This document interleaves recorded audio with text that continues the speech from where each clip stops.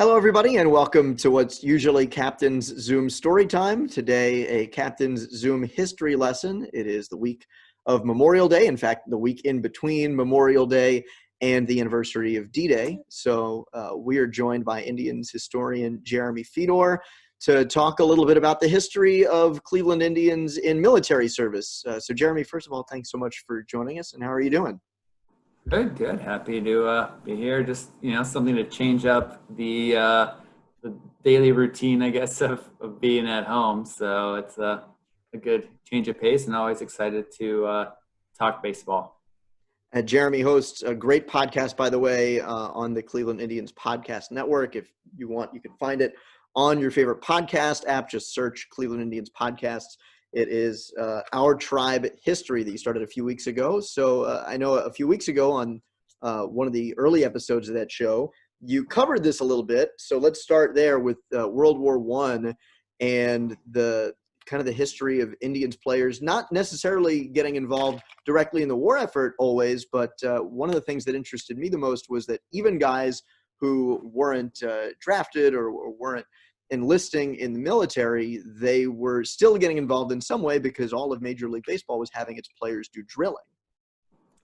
Yeah, in 1917, and one of the, I guess, neat things of doing this podcast is I'm able to chat with, much like we're doing now, with people that have more of an expertise in certain areas. And there's a gentleman that wrote a book on baseball in World War I. You can check that out on Amazon. His name is Jim Leake, if that's something that really interests you. And we chatted about how in 1917, Van Johnson, the president of the American Leagues, back then you had a president of both leagues, instituted this contest of drilling for the teams, and the best team the team that drilled the best was going to win a prize, and this and that. So in spring training, the Indians were, like all the other American League teams, learning how to drill very early on. So you see in the newspapers of that time that there's certain drill sergeants coming in. They had a few guys rotate in and out. And one of the guys that picked it up pretty quick was Tris Speaker, and really kind of ran with it in terms of being not necessarily the lead drill instructor, but he was the leader of that team. And there were a few other guys too. I forget the one gentleman's name, but he had attended a military school, so he knew some of the drilling already. But you read these stories of players marching around the ball field after practice, or there was even an issue with the manager and the drill sergeant and the drill guy wanting the players to march from their hotel rooms to the ballpark, but it was somewhat like 2-3 miles, and doing that in cleats wasn't the best for their ankles and their getting ready for spring training, because again, these guys were trying to get in shape for the regular season. But nevertheless, that carried over into the season, and there's some photographs, if you again Google those, you can find, of players marching before games, especially in spring training. And sometimes they had wooden guns, sometimes they used bats, whatever they kind of had laying around. But again, it was one of those things that was kind of a patriotic morale boost, as well as sort of a necessity, as the tea leaves, so to speak, were pointing towards some sort of involvement with America sending troops over. I want to go back to something you mentioned about one of the guys who was instrumental in this. So Tris Speaker, Hall of Fame center fielder with the Indians, 11 of his 22 big league seasons, spent as a Cleveland Indian, later manager as well. Why do you think, in your research of this, he became so involved with this? It interested him so much, and do you think that it had any bearing on his future as a leader and manager? Speaker is one of my favorite Indians, especially when you start digging into his life. And I think a lot of it just comes back to his upbringing. He was growing up in Texas. The story goes he was riding a horse or a bronco, and he fell off and broke his right arm, and just decided he would learn to throw left-handed. So he had this determination, as well as this craving for excitement. He was always looking to, I think they said he carried a 6-shooter around with him in Texas. And obviously if you're trying to ride horses and bulls and stuff like that, you have that sort of adrenaline rush you're looking for. So I think for Speaker too, it kind of gave him an outlet for that. And I think too, he was a leader. As you know, when he was with Boston, he knew how good of a player what he was, and kind of what kind of came along with that in terms of the leadership roles. And you see that with Speaker too, when it was time for him to decide what he was going to do after that 1918 season, when it was cut short and he had to work or fight. He wanted to get into I think he wanted to be a pilot, or not, was pilot for, he wanted to be a pilot. That was his, what he ended up doing. And I was thinking of Feller, I got too confused, but Speaker wanted to be a pilot and ends up joining, and that was kind of a tough thing to get into. And when you think about that as well, I mean, the Wright brothers' first flight was 1903, and this is 1918. So clearly not a lot of time had gone by. So it's still primitive fighting during World War I in airplanes, and the life expectancy of a lot of these guys that were pilots just wasn't long, and he would have had to have been aware of that. But there was also a lot of eyes on those guys that were successful as pilots. And Speaker ended up going to the aviation school, I think out in Harvard or MIT. They had a program, but then the war ended before he was able to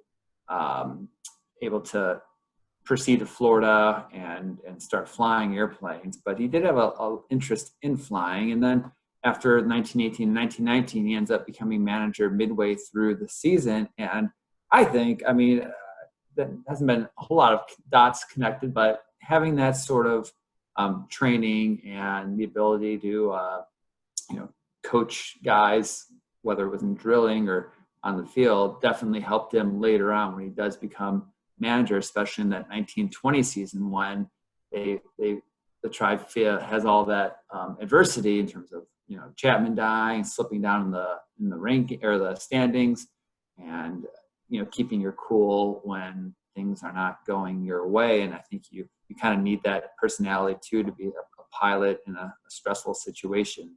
Again, granted, the war had ended before he had a chance to actually participate in an airplane or any sort of capacity of that nature. One of the things that I think interests me the most about your telling of this World War I scene in Major League Baseball is how it seems like the fans and the media, at least, were really invested in how these players were doing with their drilling. And you painted the picture in the podcast of on opening day in Detroit, and then again at opening day at League Park in Cleveland. The players are not only doing drilling pregame, but then in the papers the next day, they're being judged on which team was drilling better. So can you tell us a little bit about what it seems like it must have been like, why people seem to care so much about how these teams were faring, not during the 9 innings of the ball game, but in their drilling exercises pregame? Yeah, I think part of it's, hometown proud. If you're a Cleveland fan, you want to know that the players that are representing you, much like today, are always proud when Indians players do great things because they're a representative of your city.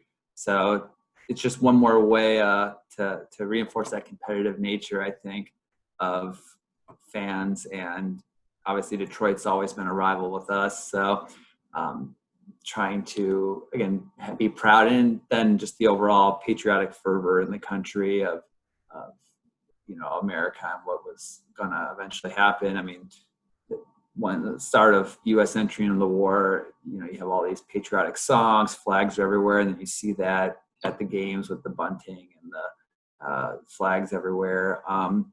So I think those two kind of go hand in hand.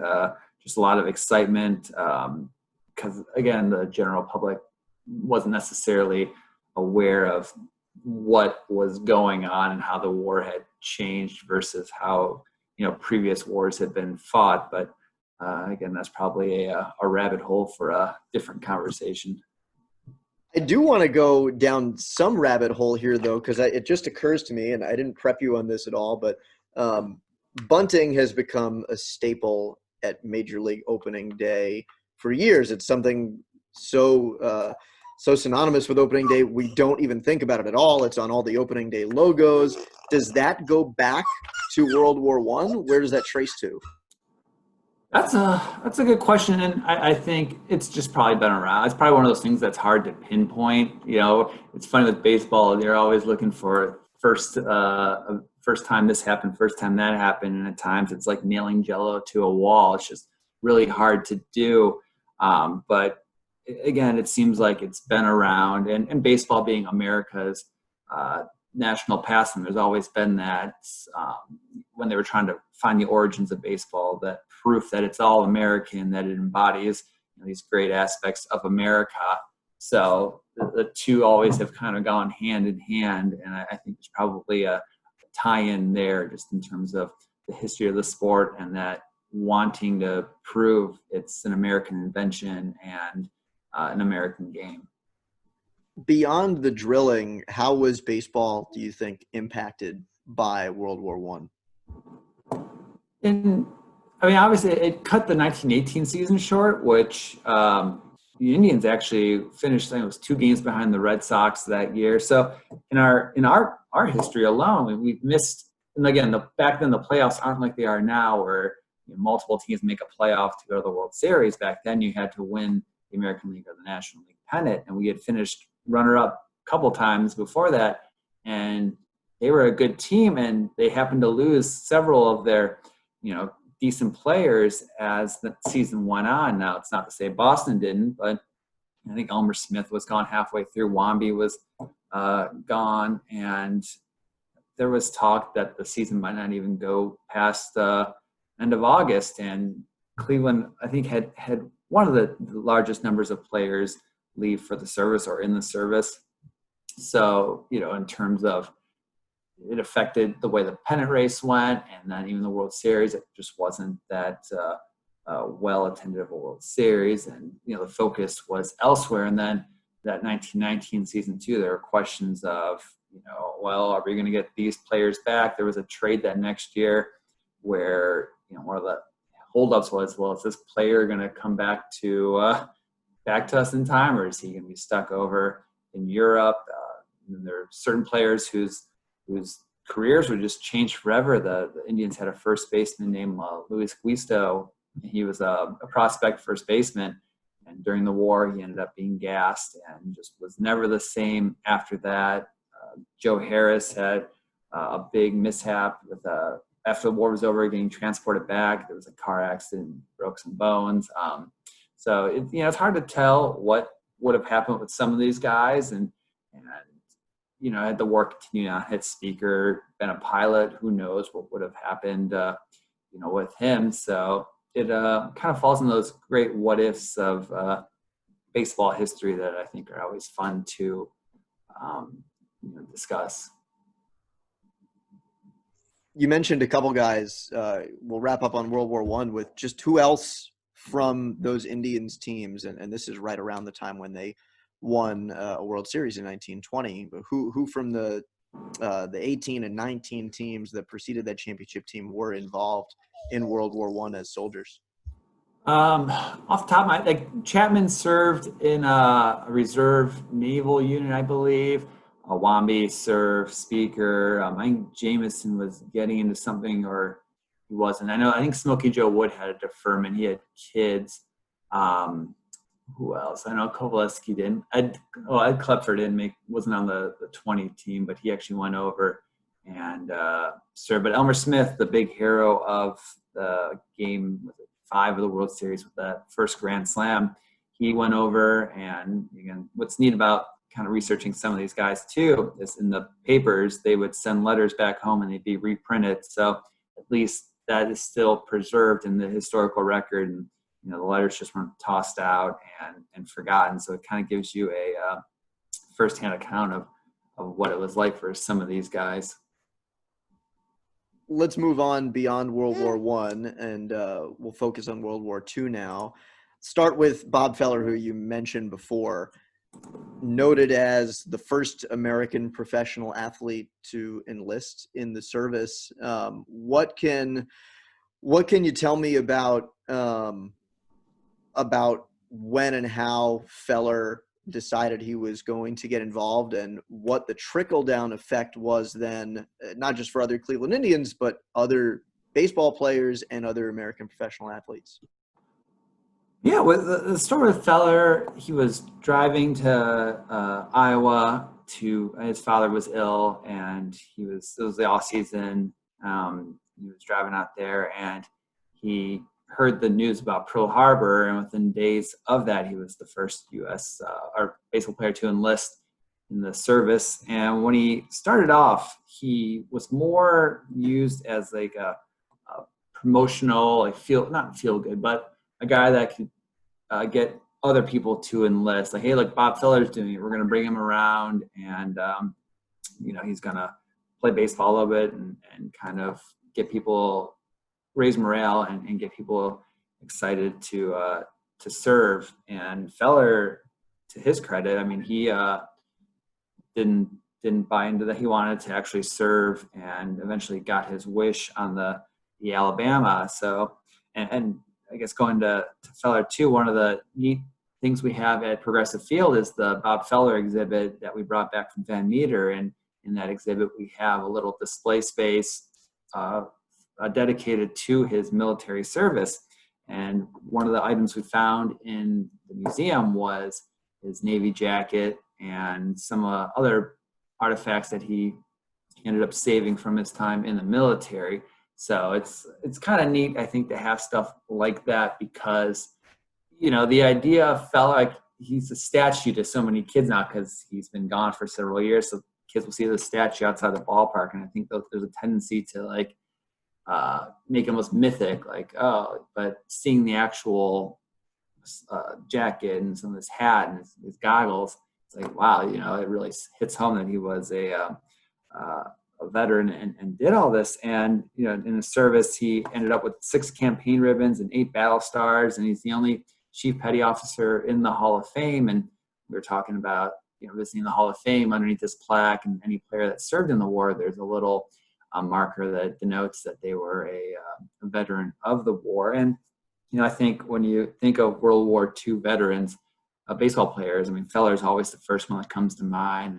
And there's other great ball players, but this was arguably the best pitcher in baseball immediately, without waffling or anything, joining the service. And that, I think, sent a big message to anyone that was maybe on the fence. I mean, Feller lost almost 4 years of his prime baseball playing career to service time. I mean, that was after 41, and again, he'd won the Triple Crown in pitching earlier the other season. So it would be, I'm trying to think of the equivalent of who's on, Feller's level right now, but whether it was like Max Scherzer or someone just joining the military.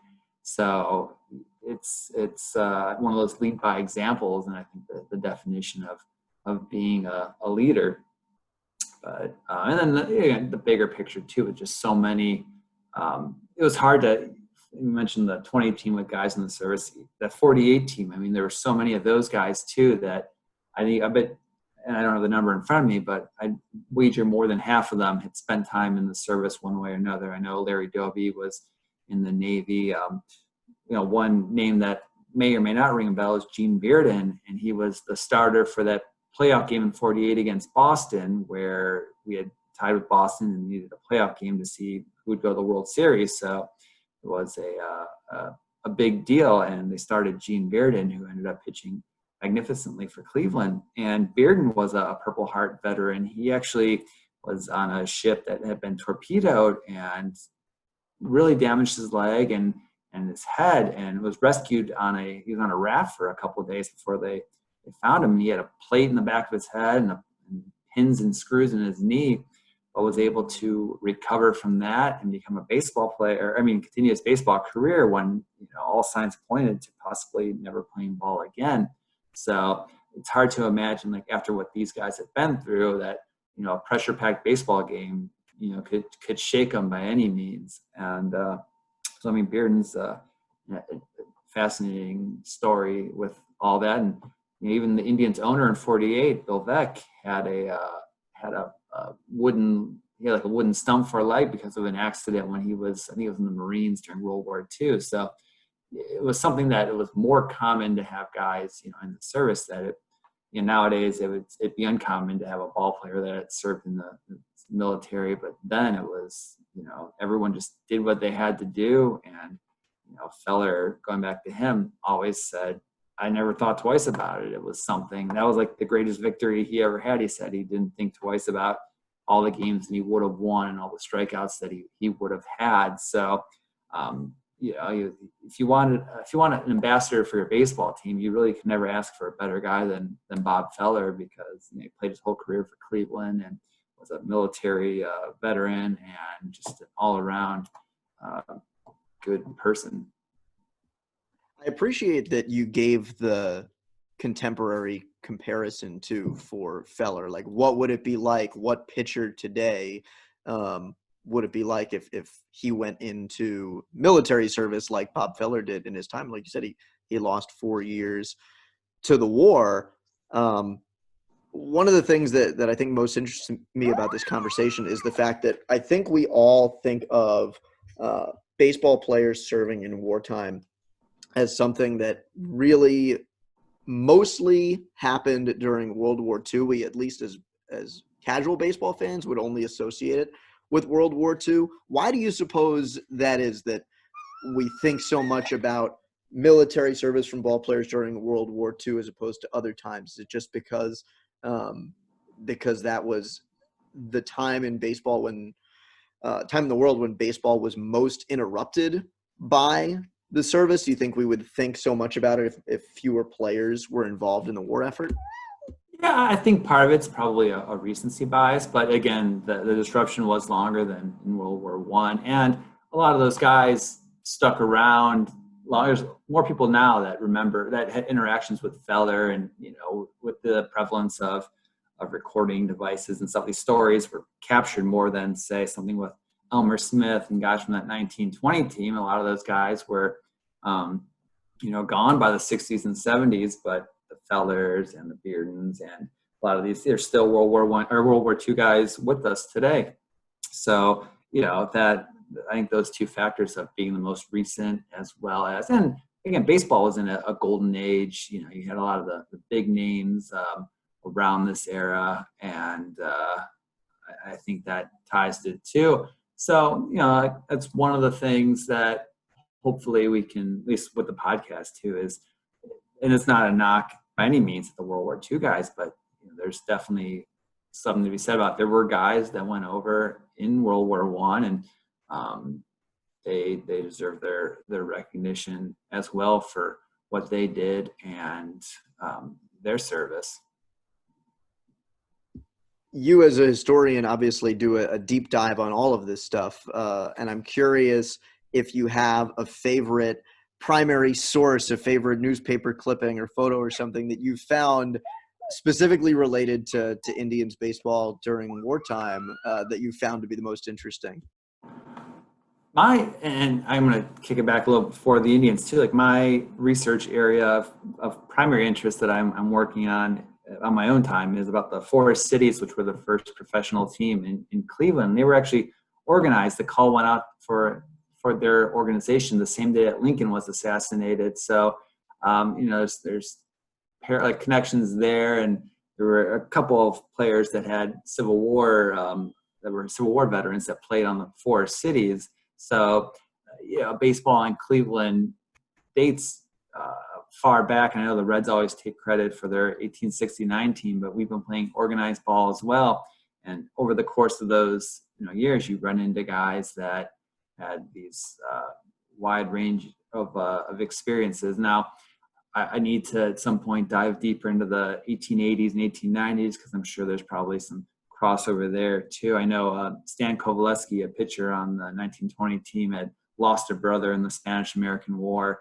So there's parallels and connections and things out every which way. But That, and just like I said, the plain dealer is nice because it's digitized. So if you have a library card, you can check it out on their resources page. You just got to punch that in, and you have 100 and some odd years of history at your fingertips, and you can kind of, or you could read a paper from May 28th, 1920, if you would like. And it's always fascinating to see what was going on, especially if it was during the war. Or as tomorrow's podcast comes out, I mentioned just how when we made the World Series, it was front page news, and there's stories about every which thing on there. So I just think it's fun to find stuff that's maybe like it was a small little snippet in the paper, but it still kind of shows things aren't too much different from then as they are now. And things, sometimes you see stuff on Twitter where people maybe complain about advertisements on the outfield wall, say, it wasn't like that in the old days. And, well, no, it was.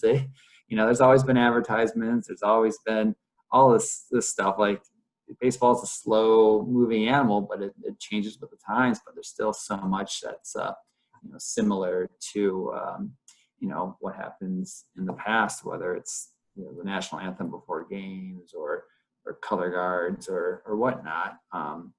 So yeah. So I'll wrap up at least my line of questioning on this. We've spent a lot of this time talking about World War I and World War II primarily. What, if anything, should we know about not just Indians baseball, but Major League Baseball in general's involvement or interruption with other wars that the United States was involved in? Yeah, I know that Ted Williams served in Korea as well, and there were guys that had their careers interrupted by Vietnam and whatnot. But again, my area, that era is a little not as deep as it is in the early or the World War I, World War II stuff. So.